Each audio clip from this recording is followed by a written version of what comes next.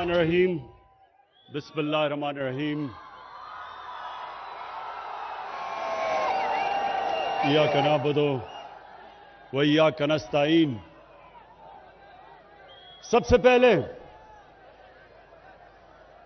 मेरे भिंबर के शहरियों, अजीम कश्मीरियों,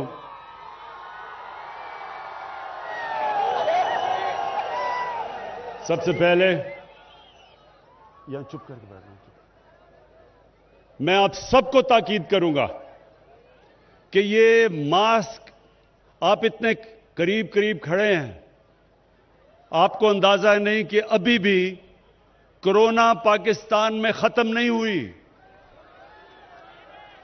तो मुझे आप सबकी फिक्र है।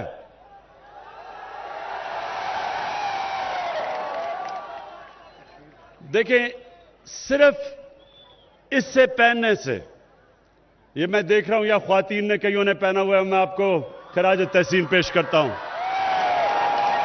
इससे पहनने से, ये बीमारी से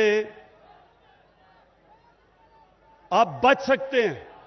सुने सुने, बड़ा जरूरी है ये आपके लिए, क्योंकि देखें, अल्लाह ने पाकिस्तान को बचाया अब तक। साथ वाले मुल्क हिंदुस्तान में देखें, कोरोना की वजह से कितने लाख लोग मर चुके हैं। उनकी माइशत को इतना नुकसान हुआ है कि लोग, कितने करोड़ों लोग गुर्बत की लकीर के नीचे चले गए।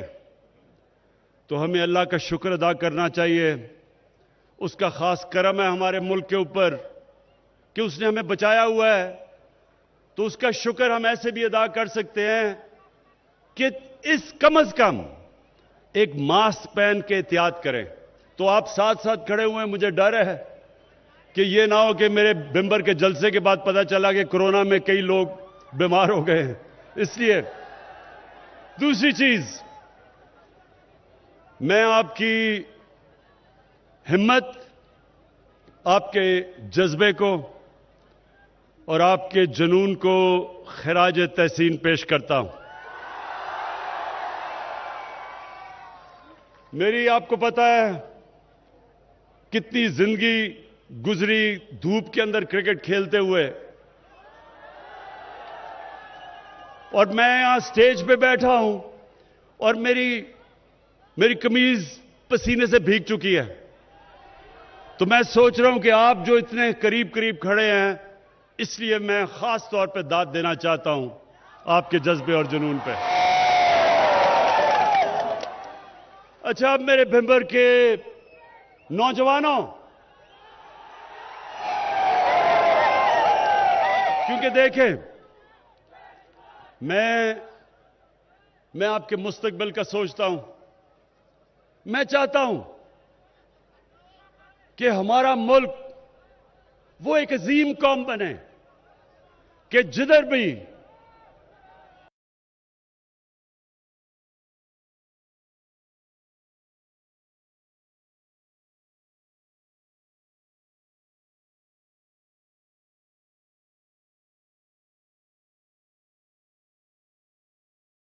अजीम कौम बने। तो मैं नौजवानों, आपको इसलिए मिसाल देता हूं कि हमारे नबी सल्लल्लाहु अलैहि वसल्लम ने कैसे उन अरबों की, जिनकी कोई दुनिया में हैसियत ही नहीं थी, दो बड़े बड़े सुपर पावर थे, जिस तरह आज बड़ी सुपर पावर है अमेरिका, उन दिनों में दो सुपर पावर्स थी। मुसलमानों की कोई हैसियत ही नहीं थी, अरबों की कोई हैसियत नहीं थी, बद्दू थे, कोई पूछता ही नहीं था, गरीब थे। तो ये दुनिया की तारीख बताती है कि देखते देखते जब वो मदीना हिजरत करके पहुंचे, तो ये दुनिया की तारीख शाहिद है इस चीज की कि 13 साल के बाद, मदीना की हिजरत के 13 साल के बाद, एक सुपर पावर घुटने टेकती है اور 14 سال کے بعد دوسری سپر پاور گھٹنے ٹیکتی ہے. تو نوجوانوں یہ سنیں، میری بڑی غور سے بات سنیں. دیکھیں لوگ آتے ہیں، جلسے ہوتے ہیں، نعرے لگ جاتے ہیں، جلسے ختم ہو جاتے ہیں، لیکن آپ کی تربیت تو نہیں ہوتی. تو میں صرف چاہتا ہوں کہ میں جب یہاں سے جاؤں تو اس چیز کو غور کریں کہ کیا وجہ تھی کہ وہ عرب جن کو کوئی پوچھتا نہیں تھا، وہ دیکھتے دیکھتے دنیا کی امامت کی. انہوں نے دنیا کی امامت کی. تو وہ کیا جادو کیا تھا ان کے اوپر. تو اس لیے میرے نوجوانوں، اللہ قرآن میں کہتا ہے کہ میرے نبی کی اس کی زندگی سے سیکھو، اس کی سنت پہ چلو، اس کی شریعت پہ چلو، کیونکہ وہ آپ کی بہتری ہے، اس میں قوم کی بہتری ہے. ایک انسان جب اس شریعت پہ چلتا ہے وہ بڑا انسان بن جاتا ہے. ایک قوم جب ان کی سنت جو مدینہ کی ریاست تھی، جب اس کے اصولوں پہ جب قوم چلتی ہے تو ایک قوم عظیم قوم بن جاتی ہے. تو میں چاہتا ہوں کہ ہماری قوم ایک عظیم قوم بنے. ہم یہ بدقسمتی سے جو غلط راستے پہ چلے گئے تھے، بھیک مانگ کے، قرضے لے کے گزارا کرنا، ایڈ لے کے دوسروں کی جنگوں میں شامل ہونا، اپنے لوگوں کا نقصان کروانا، اپنی عزت کھونا، کوئی بھیک مانگنے والے کی اور قرضہ مانگنے والے کی عزت نہیں کرتا. آپ آزما کے دیکھ لیں نوجوانوں، آپ آزما کے دیکھ لیں. لوگوں سے تو دور کی بات ہے، اپنے ماں باپ سے ذرا پہلے دن پیسے مانگے، دوسرے دن قرضے مانگے، تو تیسرے دن دیکھنا ماں باپ آپ کی طرف کس نظر سے دیکھتے ہیں. بھائیوں سے آزما کے دیکھ لیں. دیکھیں یہ انسان کی فطرت ہے. اللہ سے جب آپ مانگتے ہیں وہ خوش ہوتا ہے، وہ آپ کو نوازتا ہے. انسانوں کے سامنے جو ہاتھ پھیلاتا ہے کوئی اس کی عزت نہیں کرتا، نہ اس ملک کی عزت کرتا ہے جو اپنے پیر پہ نہیں کھڑا ہوتا.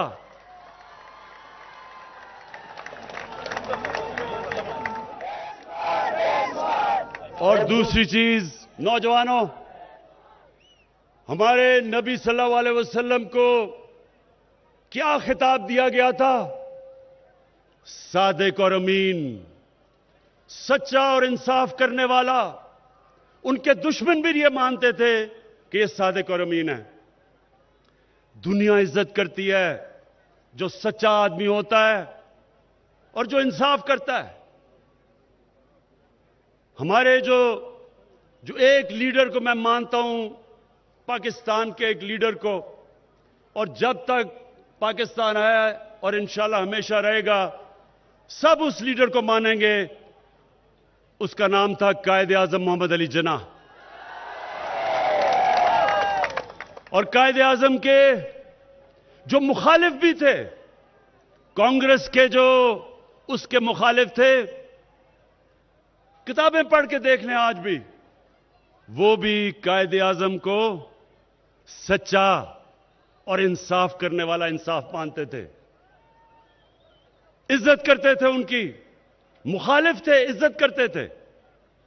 تو میرے پاکستانیوں، میرے کشمیر کے نوجوانوں، ہم نے ایک عظیم قوم بننا ہے. ہم نے اپنے آپ کو بھی بدلنا ہے، ہم نے اپنے ملک کو بھی بدلنا ہے. ہم نے اپنے آپ کو کیسے بدلنا ہے؟ ہم نے بھی سچ بولنا ہے، ہم نے امانت دار ہونا ہے. ہمارا اور آپ کو میں آج یہ بھی آزما لیں. آپ اپنے علاقے میں دیکھ لیں کس کی عزت ہے. گاؤں میں دیکھ لیں، بھمبر میں دیکھ لیں، گاؤں، شہر، उस इंसान की इज्जत करता है जो सारा गांव समझता है जी ये बड़ा सच्चा आदमी और इंसाफ करने वाला है। लोग इंसाफ करवाने के लिए उसके पास जाते हैं। ये इंसानी फितरत है, ये अल्लाह की तरफ से उसने हमारे अंदर डाला हुआ है। तो जब मेरे नौजवानों, ये जब 25 तारीख को वोट आप डालने जाएंगे, वोट डालने जाएंगे, तो आपने सबसे एक सवाल पूछना है, जो बाकी भी वोट डालने जा रहे हैं, कि क्या जिस जमात के लिए वो वोट डाल रहे हैं, क्या उनका लीडर सच्चा और ईमानदार है या नहीं?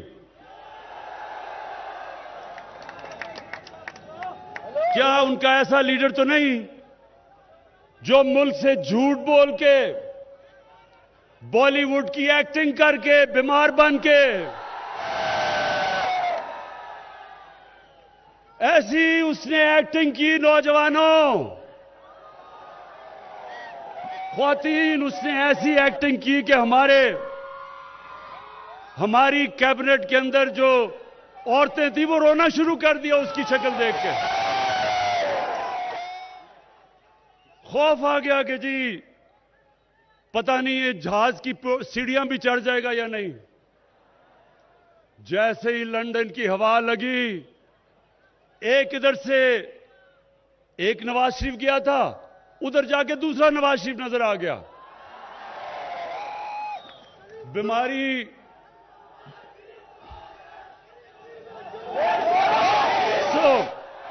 आपने सिर्फ एक चीज पूछनी है नौजवानों, एक चीज पूछनी है आपने।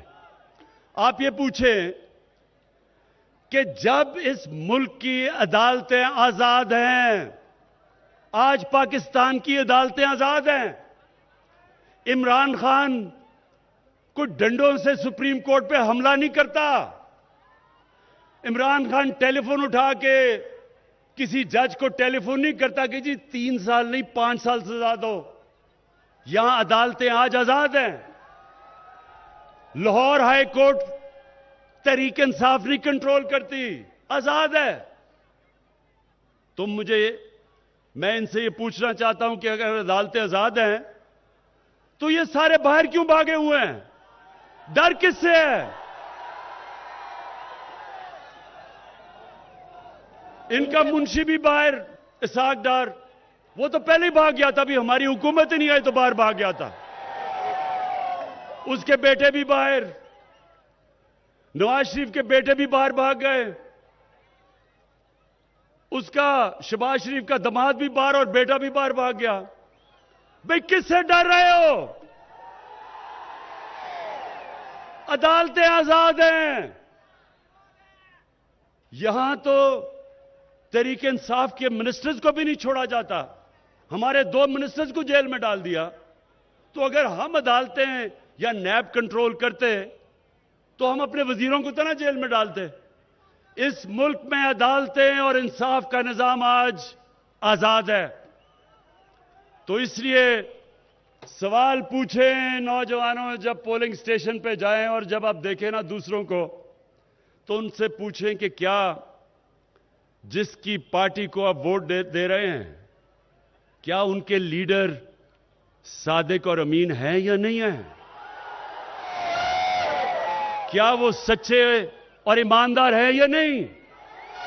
और अगर लीडर ईमानदार नहीं है तो नीचे बेशक कैंडिडेट ईमानदार भी हो, वो कुछ नहीं कर सकता।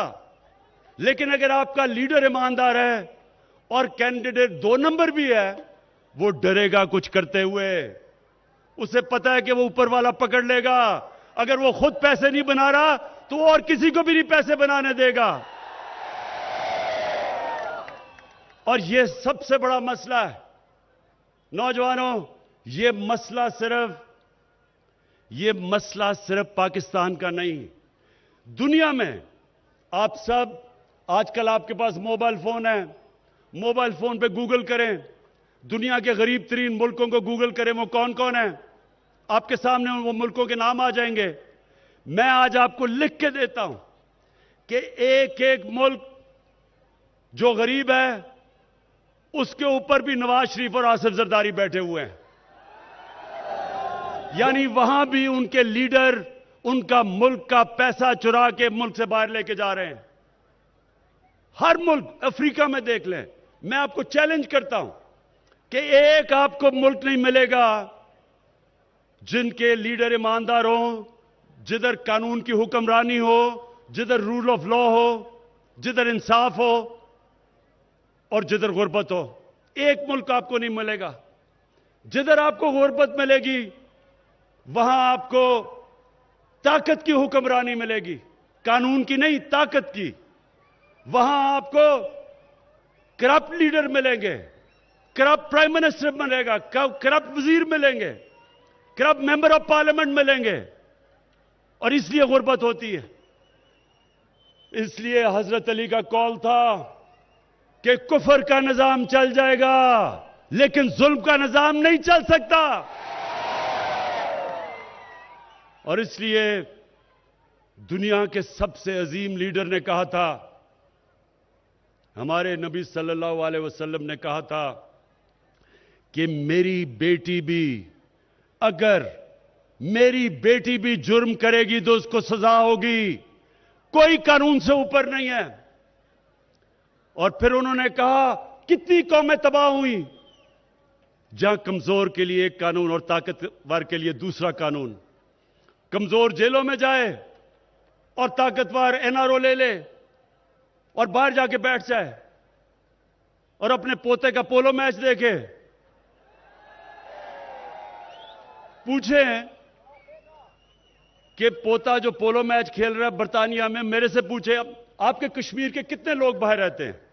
میں کتنے آپ کے کشمیری, آپ کے رشتہ دار لندنوں میں ملا ہوں, لندن میں, مینچسٹر میں. کبھی ان سے پوچھیں کہ کس طرح کا وہاں انسان پولو کھیل سکتا ہے, تو وہ آپ کو بتائیں گے کہ یہ بادشاہوں کی کھیل ہے, یہ عام آدمی نہیں کھیل سکتا. وہاں گھوڑا رکھنا, پولو کھیلنا بڑا پیسہ چاہیے. تو یہ بتائیں کہ پوتا جی کو پاس پیسہ ادھر سے کدھر سے آیا؟ یہ آپ کا پیسہ ہے, یہ یہاں سے باہر گیا ہے. اس لیے قوم, نوجوانوں, ایک قوم تب کھڑی ہوتی ہے